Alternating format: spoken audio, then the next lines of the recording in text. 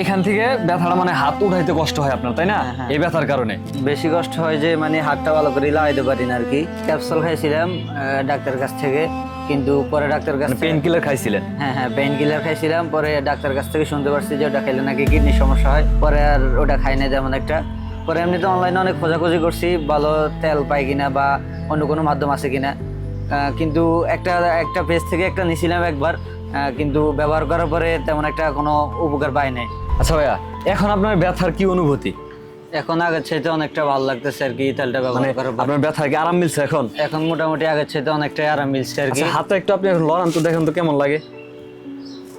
মোটামুটি ভালো লাগতেছে আগের চাইতে অনেকটা। মানে মনে হচ্ছে যে আপনার ব্যথা কমে যাচ্ছে। হ্যাঁ, কমে যাচ্ছে, এরকম কিছুটা অনুভূতি হচ্ছে আর কি। আপনি আমাদের দর্শকের উদ্দেশ্যে কি বলতে চান যে আমার এই তেলটা ব্যবহার করলে তাদের অনেকের অনেক ধরনের ব্যথা থাকে, তাদের ব্যথায় ঠিক কেমন কাজ করতে পারে? মানে ইউজ করে আরাম পাইছি, ভালো লাগছে।